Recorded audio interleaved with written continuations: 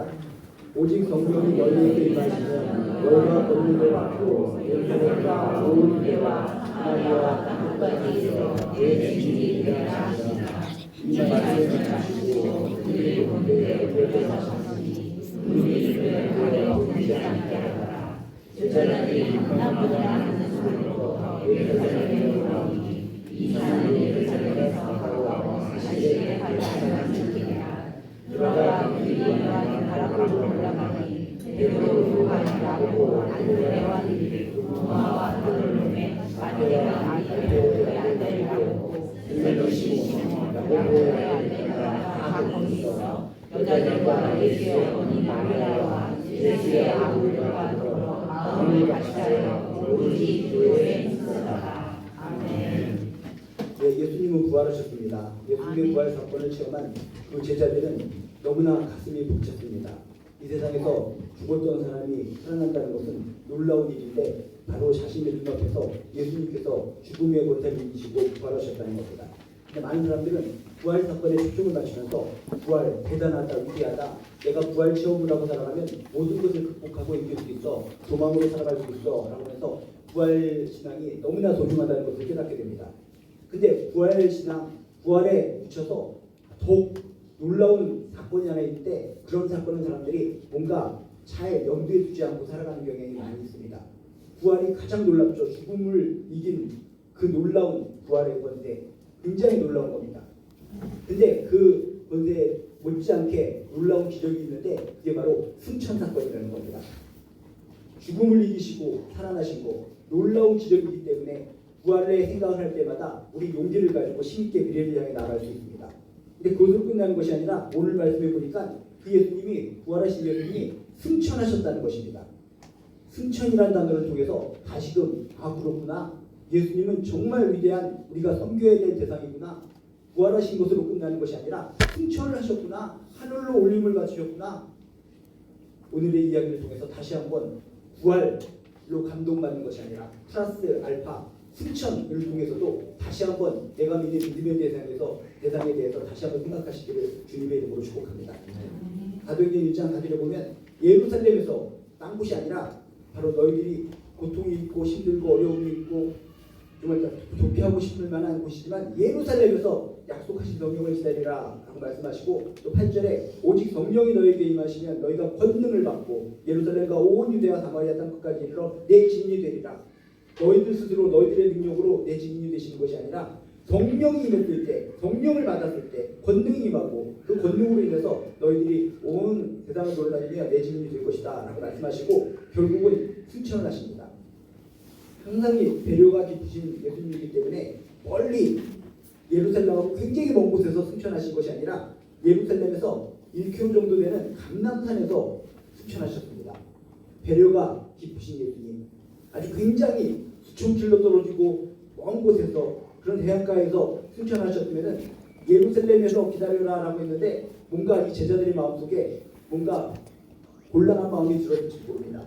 아이고 여기서 예수님 승천하는 것을 봤는데 예루살렘까지 언제 가?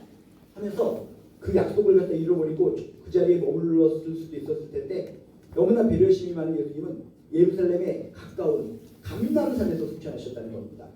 작은 거 하나, 사소한 거 하나 제자들을 배려하시고 우리들을 배려하시는 예수님의 마음을 감람산에서 승천한다라는 것을 통해서도 또 발견할 수 있습니다. 9절에 보면 이런 내용이 나옵니다. 그들이 보는데, 이게 중요한 포인트입니다.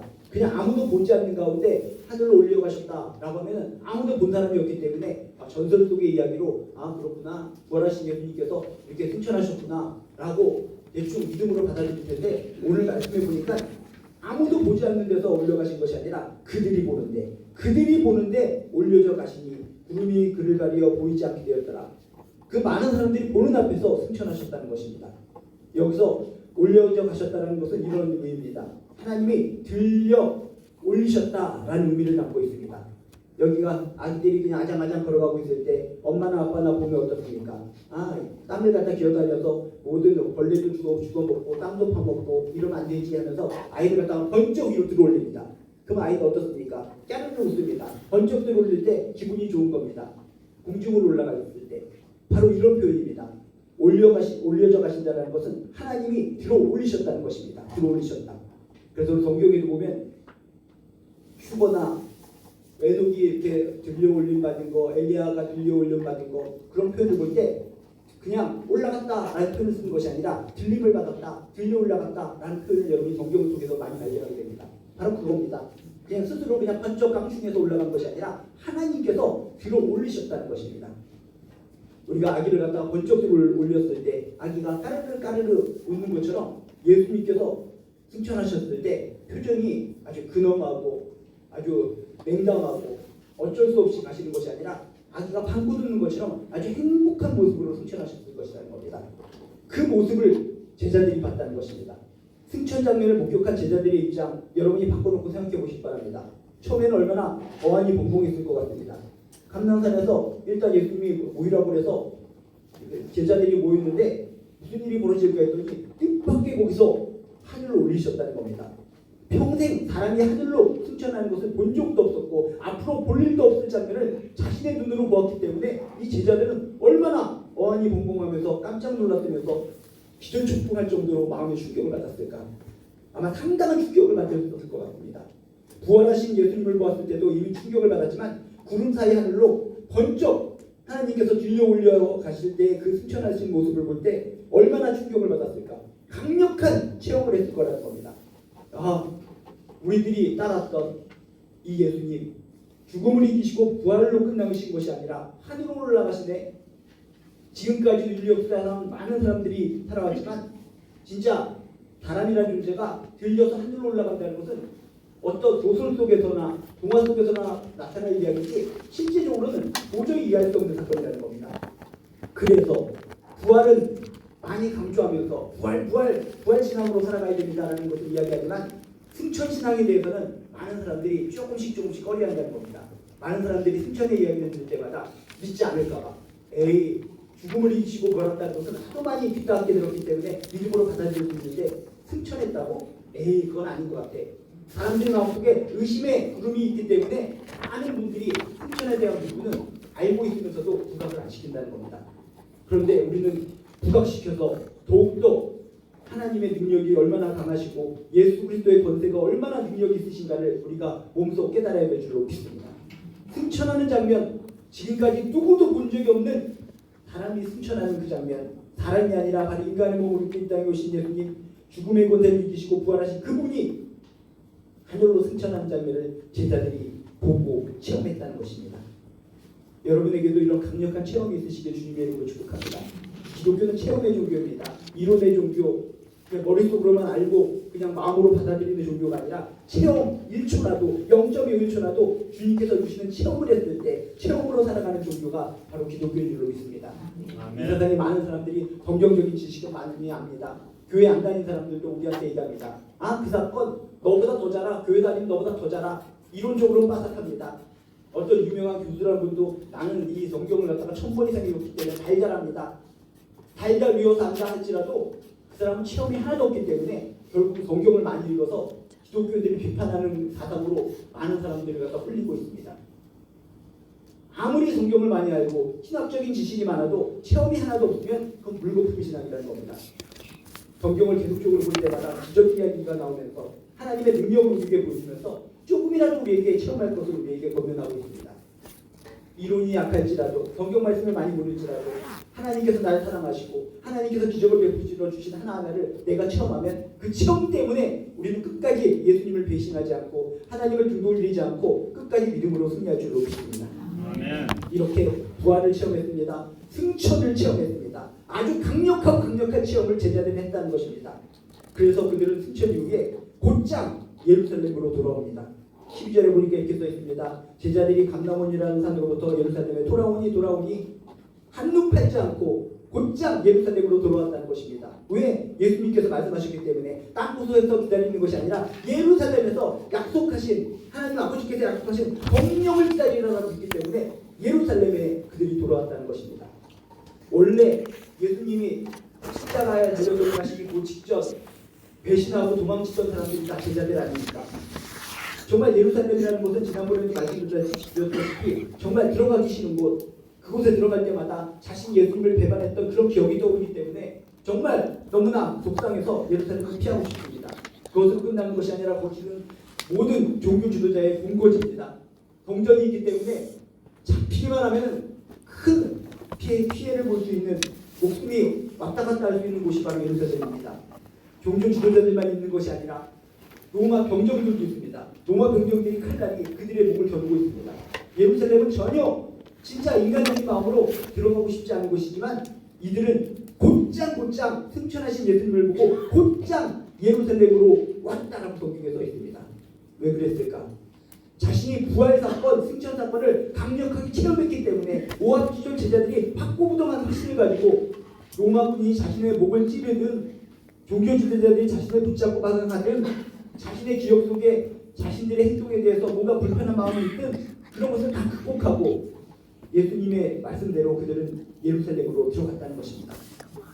여러분, 우리들에게도 이런 강력한 체험이 있으시길 주님의 이름으로 축복합니다. 다시금 우리들이 인생 살아오면서 예수를 믿고 하나님을 믿고 살아오면서 정말 하나님께서 주신 체험이 뭐가 있는가? 내가 아무리 뒤져봐도 체험이 하나도 없어. 그렇다면 내 신앙에 깊숙한 영이 없다는 것입니다.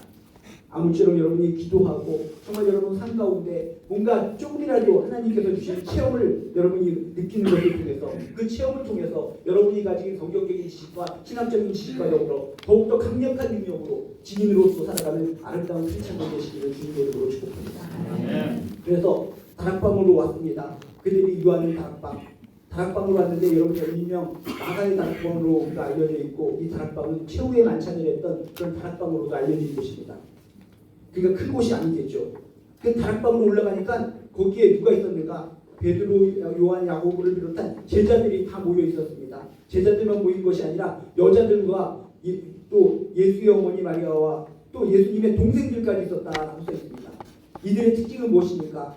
부활하신 예수님을 만났던 사람들, 그리고 부활 승천까지 함께 봤던 사람들이 이들이 다 모였다는 것입니다. 근데 오늘 말씀해 보니까 이 사람들만 규정된 것이 아니라 15절에 모인 무리의 수가 약 120명이 되더라라고 써 있습니다. 이게 뭔 뜻입니까? 부활 승천을 바라본 사람들이 몇 명, 그냥 사도들이라고 불리는 제자들과 여자들 몇 명, 예수님의 아우들 몇 명, 요것으로 끝나는 것이 아니라 120여 명이나 되는 사람들이 승천을 받다는 것입니다. 그저 제자들만 봤다고 하면 많은 사람들이 의심을 합니다. 아, 당신들은 예수님의 제자들이니까 봤다고 우길 수 있어. 당신은 예수님의 동생들이니까 봤다고 우기는 거 아니야. 승천 없는데 당신들이 우기는 거야. 라고 하면서 사람들이 의심을 가질 수가 있습니다. 근데 성경은 얘기합니다. 그런 사람들만 본 것이 아니라 그곳에 모인 수가 약 120명이나 됐다는 것은 적어도 120명 이상의 사람들이 승천하신 예수님을 봤다는 것입니다. 여러분, 승천도 우리들이 믿어야 될 확신한 믿음의 범주가 됨을 여러분 기억하시기를 주님의 이름으로 축복합니다. 힘들고 어려울 때마다 부활하신 것으로 끝나는 것이 아니라 하늘로 올라가시는 예수님의 모습을 생각하면서 도망이 있게 되고 능력이 있게 되고 강력한 용기와 담대함이 우리에게 있게 되시기를 주님의 이름으로 축복합니다.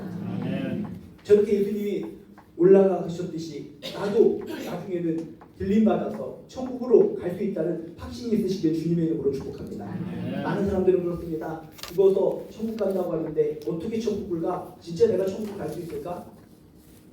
부활하셔서 승천하신 예수님의 모습을 떠올리면서 환하게 웃으시면서 이렇게 하나님 나라로 올라가신 그 장면을 떠올리면서 그렇구나, 내 육신은 이곳에 남아있겠지만 내 영혼은 예수님께서 승천하셔서 환하게 웃으시면서 올라가시는 것처럼 나의 영혼은 환하게 웃으면서 저 천국으로 갈 것이구나. 승천하시는 예수님의 모습을 떠올리면서 나의 미래도 떠올리면서 여러분 죽음을 극복하고 이기며 승리한 인생으로 살아가시기를 주님의 이름으로 축복합니다. 우리 또 오늘 말씀을 통해서 또 우리가 기억해야 될 것이 있습니다. 놀라운 사실은 이겁니다. 아까 다락방이라고 했습니다. 다락방은 유대인의 가옥들여서 좁은 곳입니다. 2층 방입니다. 천장이 낮습니다. 천장이 낮기 때문에 답답합니다. 그저 쪼그리고 앉아서 기도만 할 수 있으면 좋은 곳입니다. 근데 이곳에 그냥 20, 30명 모이면 꽉 찰 정도인데 120명이나 되는 사람들이 모였다는 것입니다. 그것도 남자들만 모인 것이 아닙니다. 여자들까지 모였다. 그리고 예수님의 아우들과 그 외에 다양한 사람들, 120명이나 되는 사람들이 그 다락방에 다닥다닥 모여서 있었다라고 하는 걸 생각할 때 이것도 놀라운 사실이라는 것입니다. 환경적으로 얼마나 열악했을까. 여러분이 그런 다큐멘터리라든지 그 영화를 볼 때마다 그 당시에 가옥당 그런 2층 다락방 눈으로 떠올리지 않습니까? 상상되지 않습니까? 천장이 손만 대면 닿듯한 그런 곳, 그 다음에 이게 냄새도 있고 더운 곳이기 때문에 칙칙하기도 하고 그런 곳에 120명 사람들이 오글오글 있다는 것을 떠올릴 때 야, 이거는 정말 힘든 환경이다. 이런 환경 속에서 어떻게 이들이 뭘 할 수 있었을까? 근데 이들이 사람이 많다고 해서 아이고 당신들은 여기서 성령님을 기다리십시오. 너무나 많기 때문에 우리들이 빠져도 될 것 같습니다. 제자들, 당신들은 이제 사도라고 불림받았으니까 사도로서 당신들은 끝까지 기다리고 또 여성들은 특별 대우를 받아서 기다리시고 아우들도 기다리시고 나머지 우리들은 진정 없어도 될 것 같습니다. 20, 30명이 모일 수 있는 공간에 우리들은 그냥 같이 기도하면 안 될 것 같으니까 우리는 집으로 가겠습니다. 이럴 법도 한데 그들은 승천하신 주님을 눈으로 직접 봤기 때문에 갈 수가 없었습니다. 승천하신 주님을 보고 그 약속을 들었는데 어떻게 이곳이 공간이 좁다고 해서 냄새가 난다고 해서 덥다고 해서 도망칠 수 있습니까? 우리도 같이 기도합시다. 우리도 이름은 알려지지 않았지만 당신들처럼 이름이 알려진 사람들이 아니지만 성경에 우리들의 이름이 나오지 않는 사람들 미래에 우리의 이름이 밝혀지진 않을지 모르겠지만 승천을 본 사람들로서 우리도 같이 기도하겠습니다. 하면서 그곳에 다 모여서 그들은 기도할 수 있었습니다. 왜? 강력한 승천 체험을 했기 때문에 누구도 볼 수 없었던 앞으로도 볼 수 없었던 예수님의 승천 체험을 한 사람들이기 때문에 좁은 공간, 불편한 공간, 힘든 공간이었음에도 불구하고 그들은 모여서 한 목적을 가지고 기도하며 나갈 수 있었다는 것입니다.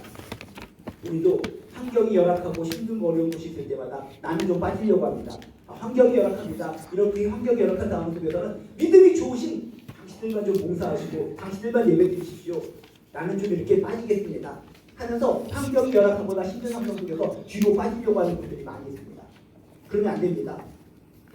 누가 안아주지 않더라도 내가 부족함을 느낄지라도 승천 체험을 한 이 120명의 사람들이 다락방에서 함께 기도했던 것처럼 나도 진정 부활을 믿고 승천을 믿고 예수님을 통해서 구원받았다는 것을 믿는 사람이라면 부족하더라도 함께 열악한 환경일지라도 함께 하나님 나라를 향해서 손에 손잡고 가야 된다는 것을 믿으시길 주님의 이름으로 축복합니다. 뭐라도 할 수 있는 겁니다. 종이 한 장이라도 줄 수 있는 겁니다. 한마디라도 예수의 이름을 선포할 수 있는 겁니다. 부족하다 말씀하는 것이 아니라 진정 내가 믿음으로 부활을 체험했고 진정 믿음으로 예수님이 나를 살리셨다는 걸 체험했다면 뒷걸음질을 치는 인생이 아니라 어려운 여건 속에서도 함께 하나님 나라를 확장해 나가는 하나의 주춧돌이 되시기를 주님의 이름으로 축복합니다. 이렇게 이들은 불만이 없었습니다. 갈등도 없었습니다. 그 좁은 공간에 특히 여자분들은 얼마나 힘드셨겠습니까? 남자들이야 그 여러분이 아시다시피 수염도 많이 나고 수염, 털, 복숭이 그런 사람들이 많았던 것이 그 시대 사람들의 특징인데 얼마나 냄새가 많이 나겠습니까? 이런 머리통에서 머리도 안 감았기 때문에 찐기가 나오고 벼룩이 나오고 이가 나오고 발냄새가 나고 남자들끼리 그냥 냄새를 맡으면서 좋다 하고 있을지 모르겠지만 이 여자들은 뭡니까? 무슨 잘못이 있습니까?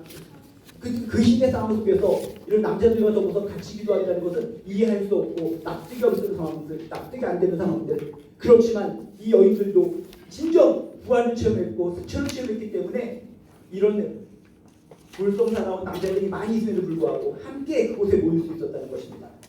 그래서 그곳에서 그들은 약속하신 성령님을 기다리는 겁니다. 그래서 14절에 보면 이렇게 써 있습니다. 더불어 마음을 같이하여 오로지 기도에 힘쓰더라. 더불어 마음을 같이하여 오로지 기도에 힘쓰더라. 그곳에 있는 모든 사람들은 한 가지 목적이 있었습니다. 성령을 기다리는 거. 성령을 기다리는 거. 비록 냄새가 나고 이 사람에 대해서 잘 모르고 이 사람이 좀 생각이 생긴 것이 좀 이상하게 생겼을지라도 우리는 한 목적이야. 마음을 같이하여 오직 성령 기다리는 거 같은 목적 그 한 마음이 있었기 때문에 그 목적을 가지고 그들은 지치고 힘들고 어렵고 답답한 것을 이기고 극복할 수 있었다는 것입니다. 교회가 바로 이런 것입니다. 이 120문도가 있었던 것처럼 다양한 사람들이 모여있는 것이 교회입니다. 그런데 갈등이 있습니다. 다툼이 있을 수 있고 억울함이 있을 수도 있고 한이 있을 수도 있고 속상한 것이 있을 수 있습니다. 그래서 많은 교회마다 무너지고 쓰러지는 교회들이 많이 있습니다. 거기에는 뭐가 문제가 있는 겁니까? 더불어 마음을 같이하여 한 가지 목적이 있었을 때 그런 어렵고 힘든 환경들을 극복하고 이 120명의 사람들처럼 좁은 다락방에서 함께 나갈 수 있었을 텐데 한 목적이 교회마다 없다는 것입니다. 오직 예수로 충만해야 되는데 예수가 하나의 목적이 되야 되는데 예수는 사라져버리고 각자 누구의 목적, 이 사람의 목적, 저 사람의 목적, 보수인의 목적, 진보인의 목적 이런 것이 모든 교회의 공동체에 있다 보니까 더불어 마음을 같이 못하는 가운데 결국 교회가 갈라지고 쓰러지고 만인의 지탄을 받는 더럽고 추악한 교회로 전락하는 공동체들이 많이 있다는 것입니다. 더불어 마음을 같이 하여 한 가지 목적, 성령을 기다리는 거, 약속하신 성령을 기다리는 거 오직 한 가지 목적으로 있었기 때문에 그들은 모든 불편한 거, 속상한 거, 답답한 거, 갈등을 다 이기고 결국 그들은 한마음 한뜻으로 결국 성령을 맞이하게 되는 줄로 믿습니다. 우리 교회의 한 가지 목적은 오직 예수로 충만해야 됩니다. 예수밖에 보이지 않더나 그 변화산에서 모세도 봤습니다. 엘리야도 봤습니다. 와 대단하다. 구약시대에 대단한 인물을 봤어. 근데 예수님께서는 야 그쪽에 치우치지 말고 이쪽에도 치우면 안 된다 하면서 눈을 번쩍 뜨게 만드시고 결국 눈에 봤더니 모세도 안 보이니까 엘리야도 보이지 않고 예수만 보이더라. 이 시대에도 모세파가 있습니다. 엘리야파가 있습니다. 잡다한 또 다인 목사 중시파가 있습니다. 그런 파벌로 인해서 서로 치고받고 싸웁니다. 예수는 보이지 않습니다. 그러면 무너지는 겁니다. 예수밖에 보이지 않는다. 예수만 보이더라. 한 가지 목적, 모든 교회 공동체의 목적은 예수 충만이 되어야 되는 줄로 믿습니다. 아멘. 예수 안에 있으면 예수를 한 목적으로 하면 아무리 열악한 환경, 힘든 환경, 다양한 사람이라 할지라도 결국은 하나로 모여서 승리하고 하나로 모여서 기쁨이 있고 하나로 모여서 행복이 차고 넘치는 줄로 믿습니다. 아멘. 그리고 이들은 이렇게 마음을 같이 하여서 뭘 했습니까? 그냥 멍 때리고 기다렸습니까? 야 어제 우리 한 가지 목적이 있으니까 그냥 우리 멍 때리고 기다리자. 멍 때리기 시작. 멍. 요즘 사람 같으면은 기다리기 싫어하니까 우리 파투나 하자. 하면서 탁탁탁탁 그렇게 기다릴 법한데 이들은 뭘 하면서 기다리는가? 오로지 기도에 힘쓰더라. 기도하면서 성령을 기다렸다는 것입니다. 교회는 기도하는 공동체인 줄로 믿습니다. 교회는 예수 중심의 예수라는 목적의 공동체이면서 기도하는 공동체가 바로 교회인 줄로 믿습니다. 교회가서 기도가 끊어지면 결국 다툼이나 있고 싸움이 있을 수밖에 없는 겁니다.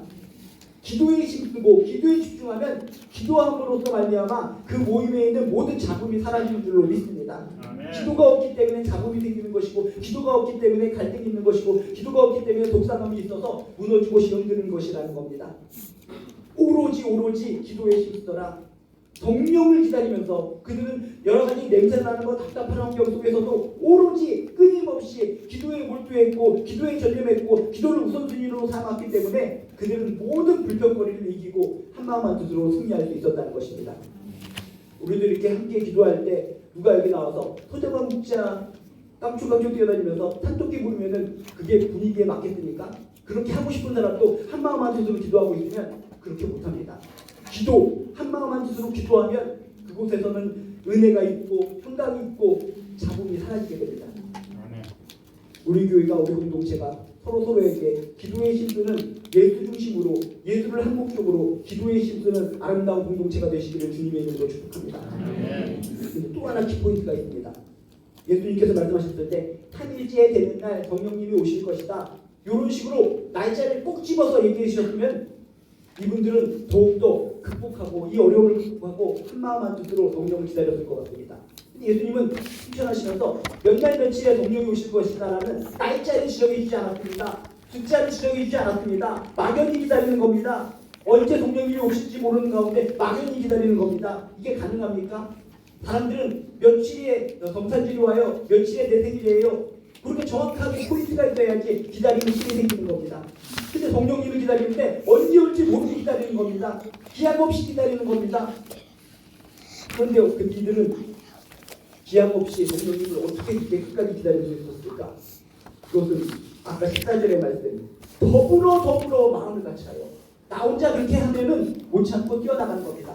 더불어 함께 기도했기 때문에 함께하는 이 사람들 때문에 난 지쳐서 뛰어나가고 싶었지만 이 사람 때문에 찾는 겁니다.